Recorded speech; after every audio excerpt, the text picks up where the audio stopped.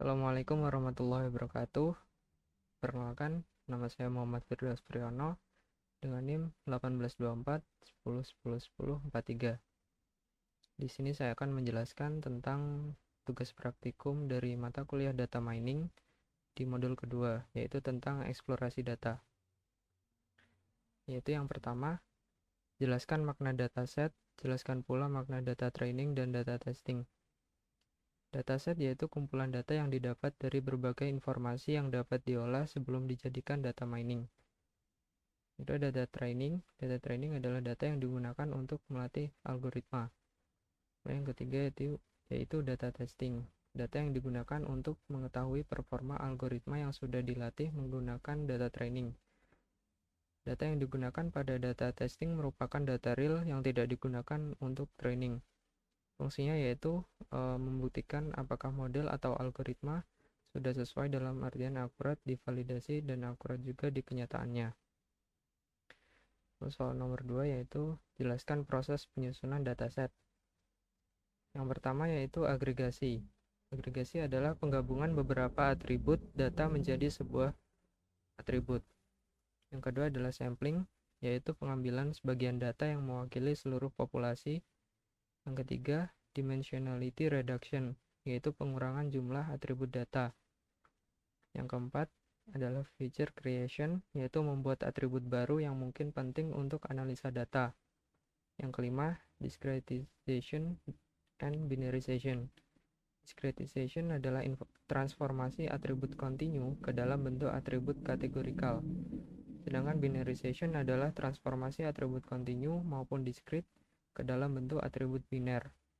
Dan yang terakhir adalah atribut transformation, yaitu sebuah fungsi yang memetakan seluruh rangkaian nilai dari atribut tertentu ke satu set nilai pengganti baru, sehingga setiap nilai lama dapat diidentifikasi dengan salah satu nilai baru. Yaitu soal nomor 3, jelaskan makna atribut dataset iris. Jelaskan pula makna kelas dataset iris. Nah, atribut dari dataset iris sendiri dibagi menjadi 4, yaitu sepal width, sepal length, petal width, dan juga petal length. Dapat dilihat dari gambar ini, petal yaitu mahkota bunga, sedangkan sepal yaitu kelopak bunga. Lalu kelas dataset iris sendiri adalah sampel spesies dari bunga iris yang digunakan dalam dataset ini. Dataset yang digunakan menggunakan 3 kelas, yaitu Setosa, Virginica, dan Versicolor. Lalu soal nomor 4, masukkan dataset iris sebagai array 2 dimensi di NumPy. Pisahkan setiap kelas di array yang berbeda, yaitu Setosa, Versicolor, Virginica, dan Unknown. Dapat dilihat di sebelah kiri layar. Yang pertama yaitu melakukan import library NumPy dengan menginisialisasi sebagai num. Yang pertama adalah kelas Setosa. Data dari semua kelas ini didapatkan dari sebuah tabel yang ada di sini. Jadi dengan atribut-atributnya yaitu petal width, petal length, sepal width, dan juga sepal length. Seperti di sini contohnya di kelas Setosa dengan nilai yang pertama yaitu 0,2 yaitu petal width, 1,4 yaitu petal length, 3,5 yaitu sepal width, dan 5,1 itu sepal length. Kita masukkan semua data yang ada di tabel ini ke dalam bentuk array sesuai dengan kelasnya masing-masing. Setosa, Virginica, Versicolor, dan juga kelas unknown atau belum diketahui.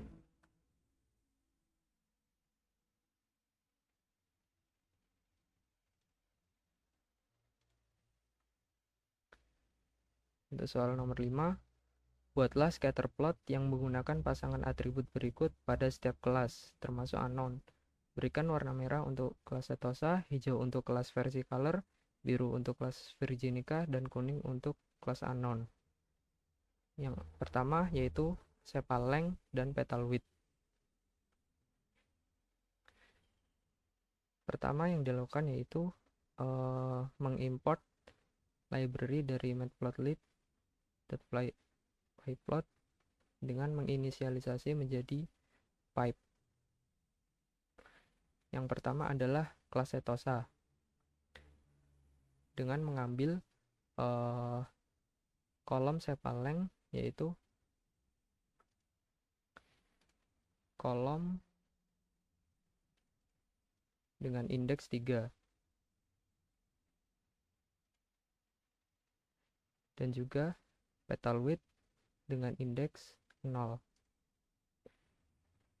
Lalu kita masukkan ke dalam metode atau function dari milik library matplotlib.pyplot, yaitu pipe.scatter dengan isi sepal length, yaitu sumbu x-nya, koma, petal width, sumbu y-nya, dan kita juga bisa memberikan atribut untuk warnanya.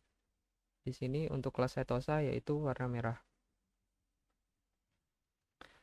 Lalu sama seperti kelas Setosa di atas, namun dengan perbedaan kelas, yaitu di sini versicolor dengan warna hijau, virginica dengan warna biru, dan unknown dengan warna kuning.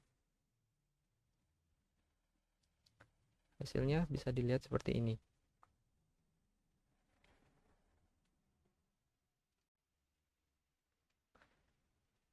Untuk soal kedua yaitu perbandingan antara sepal width dan juga petal length. Sama seperti soal nomor 5A. Di sini sepal width kita ambil yaitu dengan indeks ke 2. Kolom indeks kedua, dan juga petal length dengan kolom indeks pertama. Sama seperti yang tadi, dimasukkan ke dalam metode milik matplotlib, yaitu pipe.scatter, sumbu x yaitu dengan sepal width, koma, sumbu y-nya petal length dengan warna untuk kelas Setosa yaitu merah, versicolor hijau, virginica biru, dan unknown kuning. Lalu kita panggil dengan menggunakan metode show. Hasilnya seperti ini.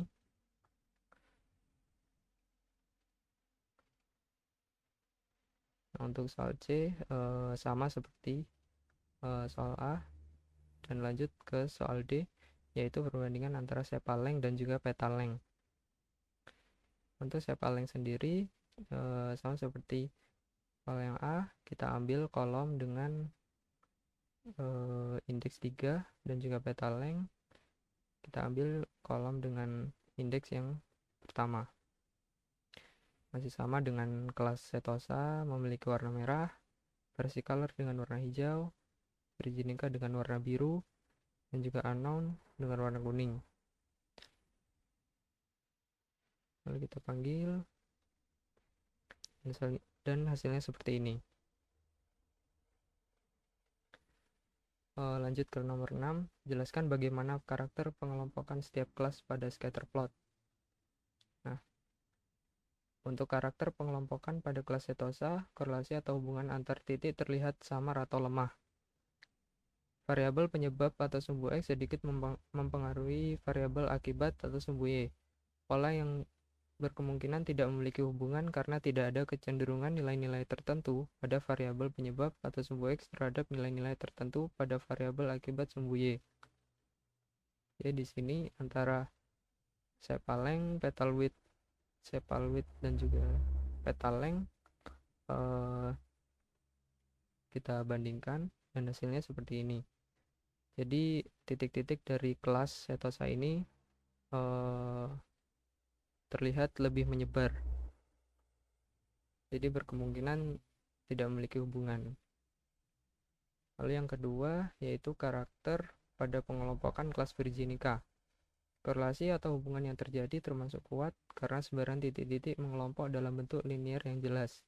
Kemungkinan variabel penyebab atau sumbu X sangat memengaruhi variabel akibat atau sumbu Y. Jadi bisa dilihat di sini untuk hasil pengelompokan pada kelas Virginica, yaitu ada yang mengelompok di sebelah kiri atas, ada yang sebelah kanan atas, dan juga ada yang kanan bawah. Nah, ini menunjukkan bahwa sumbu X sangat memengaruhi variabel akibat atau yang ada di sumbu Y. Lalu yang ketiga, karakter pengelompokan pada kelas versicolor. Korelasi atau hubungan yang terjadi sama seperti pengelompokan pada kelas Virginica, yaitu termasuk kuat.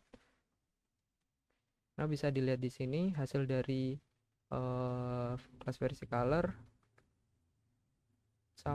hampir sama seperti di kelas Virginica, yaitu mengelompok. Ada yang di kiri atas, kanan atas, maupun kanan bawah. Yang terakhir untuk kelas unknown. Jadi di sini tidak ada korelasi atau hubungan yang terjadi. Variabel akibat atau sumbu Y tidak dipengaruhi oleh variabel penyebab atau sumbu X. Bisa dilihat di sini untuk kelas unknown, titik-titiknya ini sangat menyebar, bahkan lebih parah dari kelas setosa. Itu yang nomor 7. Perhatikan data yang berjenis unknown. Jelaskan bagaimana cara meramal jenis data unknown. Nah, untuk cara meramal jenis data unknown adalah dengan menggunakan teknik visualisasi scatter plot, di mana kita memplot atau mengkategorisasi data kelas unknown pada koordinat kartesius dengan misalkannya menjadi beberapa atribut. Mungkin saya akan ambil contoh untuk perbandingan antara sepal length dan juga petal length. Nah, dapat dilihat di sini bahwa kelas setosa ada di sini, kelas Virginica ada di sini, versicolor ada di sini. Dan di antara ketiga kelas ini ada warna kuning, yaitu kelas unknown yang masuk ke dalam sela-sela salah satu dari kelas ini. Mungkin dari gambar ini kita bisa melihat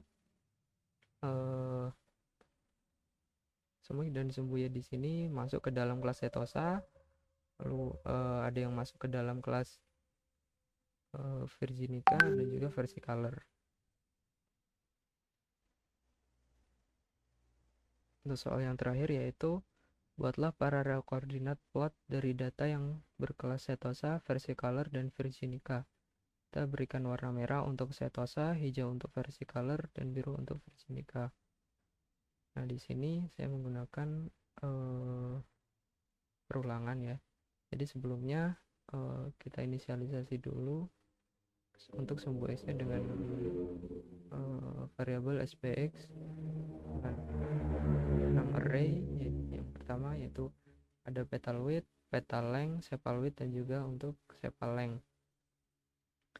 Nah, di sini saya menggunakan perulangan for i in range length Virginica. Jadi saya ulang dari 0 sampai panjang dari array atau isi dari Virginica. Dan di setiap perulangannya kita plot dengan memanggil metode plot dari library matplotlib dengan sumbu X sendiri yaitu variabel SBX, dan sumbu Y nya yaitu yang pertama dari kelas setosa dari I atau 0 sampai akhir dengan warna merah, dan juga untuk versicolor dengan warna hijau, dan kelas Virginica dengan warna biru. Dan setelah di akhir perulangan kita panggil method show untuk menampilkan hasilnya, dan hasilnya seperti ini. Baik, sekian dari saya, kurang lebihnya mohon maaf. Wassalamualaikum warahmatullahi wabarakatuh.